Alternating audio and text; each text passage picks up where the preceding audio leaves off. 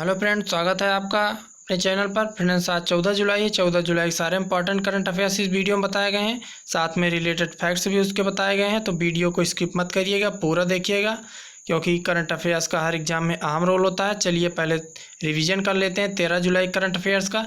पहला है, हाल ही में किस देश के कोईझोउ 11 रॉकेट का पहला प्रक्षेपण असफल रहा? करेक्ट क्या होगा? चीन। चीन देश के कोईझोउ 11 रॉकेट का पहला प्रक्षेपण असफल रहा। नेक्स्ट देखते हैं दूसरा, हाल ही में किस राज्य सरकार ने दूध की शुद्धता सुनिश्चित करने के लिए अभियान चलाया है? तो राजस्थान राज्य सरकार ने दूध की शुद्धता सुनिश्चित करने के लिए अभियान चलाया है। नेक्स्ट, हाल ही में अमेरिकी नौसेना में पहली अश्वेत महिला पायलट कौन बनी? पहली महिला अश्वेत पायलट जेजी मैडलिंग सुइगल बनी है। नेक्स्ट देखते हैं, हाल ही में किस राज्य सरकार ने कोविड-19 की वजह से सभी विश्वविद्यालय की परीक्षाएं को रद्द कर दिया? दिल्ली राज्य सरकार ने। नेक्स्ट है, हाल ही में his holiness the 14th Dalai Lama and illustrated biography नामक पुस्तक किसने लिखी है? तेंजिन गे तेथांग ने पुस्तक लिखी है। नेक्स्ट है, हाल ही में किस राज्य की कैबिनेट ने स्टार्टअप नीति 2020 को मंजूरी दी है? उत्तर प्रदेश राज्य सरकार ने। करेक्ट है। हाल ही में किस साल बाघों पर किया गया सर्वे गिनीज वर्ल्ड रिकॉर्ड में दर्ज किया गया? 2018 में किया गया भारत में यह सर्वे गिनीज वर्ल्ड रिकॉर्ड में दर्ज किया गया। भारत में दुनिया का 75% बाघ पाए जाते हैं, जिनकी संख्या गणना करने पर पता चली 2967 लगभग। नेक्स्ट देखते हैं आठवां, संजीव अरोड़ा की जगह विदेश मंत्रालय में सचिव के रूप में किसे नियुक्त किया गया है?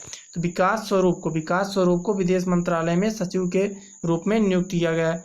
नेक्स्ट है, निम्न में से किस देश ने सभी विदेशी उड़ानों पर टैक्स लगाने की घोषणा की? तो फ्रांस ने विदेशी उड़ानों पर टैक्स लगाने की घोषणा की तथा उससे जो भी इनकम होगा वह प्रदूषण रहित इकाइयों की मदद करेगी वहाँ की सरकार फ्रांस की।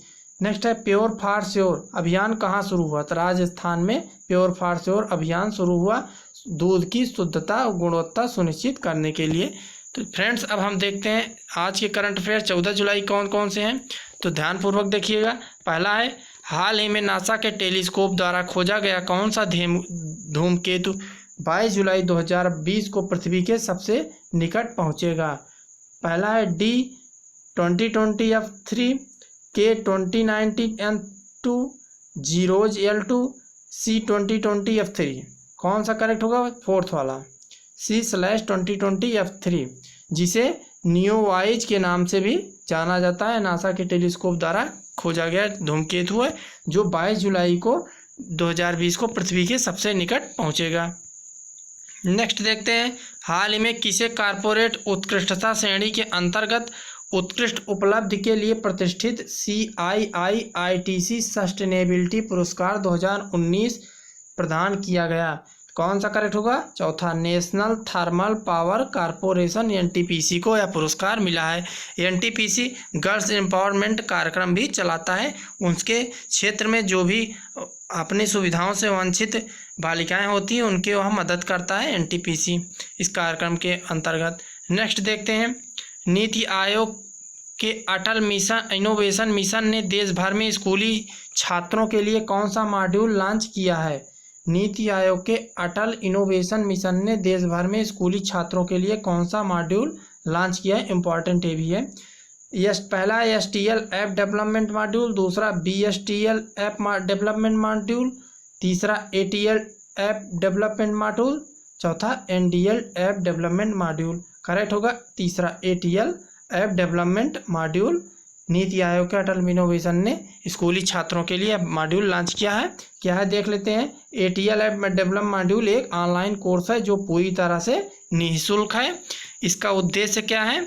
इसमें 6 प्रोजेक्ट आधारित लर्निंग मॉड्यूल व ऑनलाइन पाठ्यक्रम सत्रों के माध्यम से युवा नवोन्मेषी विभिन्न भारतीय भाषाओं में मोबाइल ऐप बनाना सीख सकते हैं और अपनी प्रतिभा का प्रदर्शन कर सकते हैं। तो ये काफ़ी बढ़िया ATL ऐप डेवलपमेंट मॉड्यूल सरकार ने लॉन्च किया है। नेक्स्ट देखते हैं, यह ATL ऐप डेवलपमेंट मॉड्यूल किसके सहयोग से लॉन्च किया गया है? पहला स्टार्टअप रोबो, दूसरा स्टार्टअप टिंकल, तीसरा स्टार्टअप डिप्लो, चौथा स्टार्टअप प्लेजमो। तो किसके सहयोग के द्वारा? भारतीय स्टार्टअप के सहयोग के द्वारा। चौथा करेक्ट है, भारतीय स्टार्टअप प्लेजमो के द्वारा सहयोग से लॉन्च किया गया है ATL app development module. Next है, हाल ही में नादौन पुलिस स्टेशन को देश के सर्वश्रेष्ठ पुलिस स्टेशनों और राज्य के सर्वश्रेष्ठ पुलिस स्टेशन के रूप में स्थान दिया गया। यह किस राज्य में स्थित है? तो नादौन पुलिस स्टेशन किस राज्य में स्थित है? पहला उत्तर प्रदेश, दूसरा राजस्थान, तीसरा दिल्ली, चौथा हिमाचल प्रदेश। तो करेक्ट कौन सा होगा? चौथा, हिमाचल प्रदेश। हिमाचल प्रदेश में नादौन पुलिस स्टेशन है, हमीरपुर जिले के अंतर्गत, जिसे सर्वश्रेष्ठ पुलिस स्टेशन घोषित किया गया है। नेक्स्ट है, किस राज्य सरकार द्वारा कोविड-19 महामारी के बीच भारत की पहली ई लोक अदालत का आयोजन किया?